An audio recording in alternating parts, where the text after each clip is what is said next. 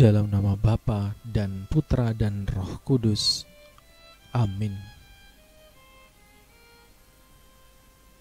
Bapak, Ibu, saudara-saudari, umat beriman yang terkasih, salam sejahtera untuk kita semua. Sejenak kita syukuri segala hal yang boleh kita terima dan lalui di hari kemarin,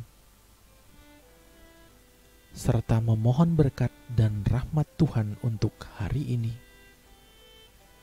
agar kita dimampukan untuk menjadi penyalur berkat-Nya di setiap perjumpaan kita dengan sesama.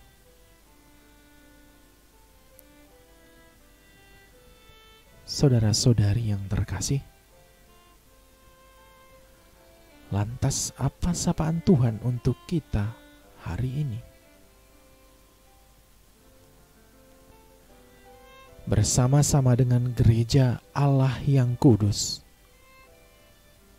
mari kita hening sejenak sembari membersihkan hati agar pantas dan layak mendengar sapaan-Nya yang kudus.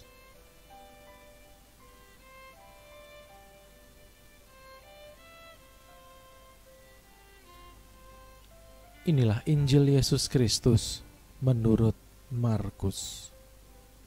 Dimuliakanlah Tuhan. Pada suatu hari, Yesus mulai pula mengajar di tepi danau Galilea. Maka datanglah orang banyak yang sangat besar jumlahnya mengerumuni Dia, sehingga Ia naik ke sebuah perahu yang sedang berlabuh, lalu duduk di situ. Sedangkan semua orang banyak itu di darat, di tepi danau itu. Dan Ia mengajarkan banyak hal dalam perumpamaan kepada mereka. Dalam ajarannya itu, Ia berkata kepada mereka, "Dengarlah, adalah seorang penabur keluar untuk menabur. Pada waktu ia menabur, sebagian benih itu jatuh di pinggir jalan. Lalu datanglah burung dan memakannya sampai habis. Sebagian jatuh di tanah yang berbatu-batu, yang tidak banyak tanahnya. Lalu benih itu pun segera tumbuh karena tanahnya tipis. Tetapi sesudah matahari terbit, layulah ia dan menjadi kering karena tidak berakar. Sebagian lagi jatuh di tanah semak duri.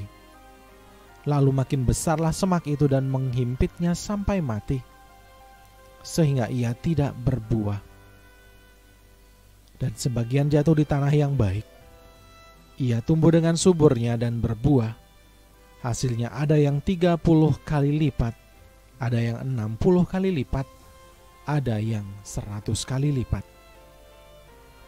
Dan katanya, "Siapa mempunyai telinga untuk mendengar, hendaklah ia mendengar." Ketika ia sendirian, pengikut-pengikutnya dan ke-12 murid itu menanyakan Dia tentang perumpamaan itu. Jawabnya, "Kepadamu telah diberikan rahasia kerajaan Allah, tetapi kepada orang-orang luar, segala sesuatu disampaikan dalam perumpamaan, supaya sekalipun melihat, mereka tidak menanggap, sekalipun mendengar, mereka tidak mengerti, supaya mereka jangan berbalik dan mendapat ampun." Lalu ia berkata kepada mereka, "Tidakkah kamu mengerti perumpamaan ini? Kalau demikian, bagaimana kamu dapat memahami semua perumpamaan yang lain?" Penabur itu menaburkan firman. Orang-orang yang di pinggir jalan tempat firman itu ditaburkan, ialah mereka yang mendengar firman. Lalu datanglah iblis dan mengambil firman yang baru ditaburkan di dalam mereka. Demikian juga yang ditaburkan di tanah yang berbatu-batu, ialah orang-orang yang mendengar firman itu dan segera menerimanya dengan gembira, tetapi mereka tidak berakar dan tahan sebentar saja. Apabila kemudian datang penindasan atau penganiayaan karena firman itu, mereka segera murtad. Dan yang lain ialah yang ditaburkan di tengah semak duri.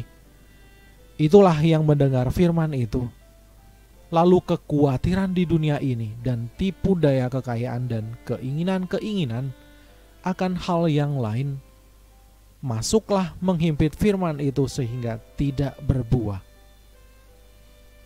Dan akhirnya yang ditaburkan di tanah yang baik ialah orang yang mendengar dan menyambut firman itu lalu berbuah.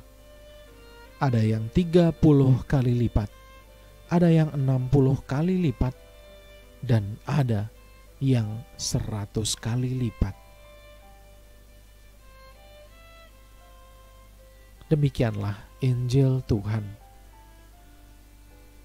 Terpujilah Kristus. Bapak, Ibu, saudara-saudari, umat beriman yang terkasih, kisah tentang seorang penabur yang keluar untuk menabur. Tentu saja menabur. Apalagi pekerjaan seorang penabur selain menabur. Pendengar kisah ini seolah sudah hafal dengan alur ceritanya dan menunggu sampai titik di mana benih itu ditabur di tanah yang subur. Inilah klimaks dari kisah penabur.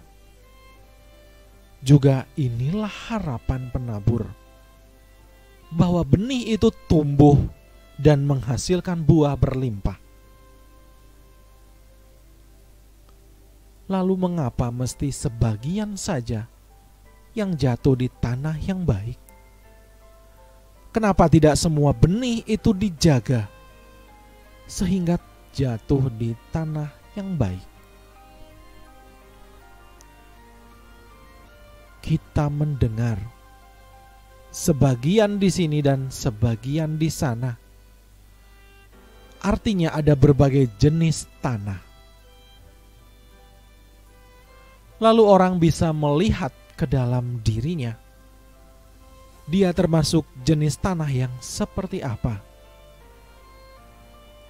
Namun harus kita sadari betul bahwa jika manusia adalah tanah itu, tidak ada orang yang ditentukan menjadi tanah jenis tertentu sejak awal mula. Setiap kita adalah tanah. Setiap kita punya potensi untuk menumbuhkan sabda Tuhan dan menghasilkan buah di dalamnya. Lalu sikap kita dalam menerima sabda Tuhan itulah yang kemudian menempatkan kita pada jenis tanah yang mana. Tindakan dan tanggapan kita, itulah yang menentukan siapa diri kita di hadapan Tuhan. Maka menjadi tanah yang subur adalah kombinasi yang apik antara rahmat Tuhan dan tanggapan manusia.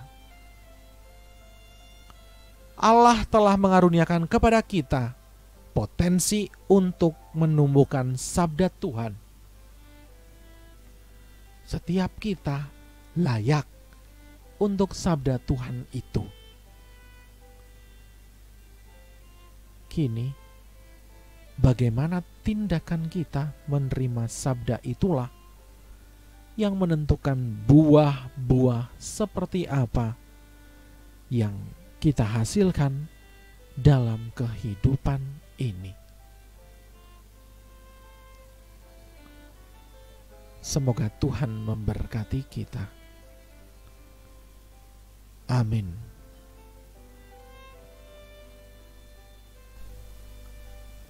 Marilah kita berdoa. Ya Allah, Engkaulah Sang Sabda yang memberi kehidupan kepada kami. Sabdamu Engkau anugerahkan kepada kami agar berbuah dalam kehidupan kami. Semoga kami mampu melayakkan diri di hadapan-Mu, sehingga sabda-Mu tumbuh dan berkembang dalam hidup kami, kini dan sepanjang masa. Amin. Kemuliaan kepada Bapa dan Putra dan Roh Kudus, seperti pada permulaan, sekarang, selalu, dan sepanjang segala abad. Amin.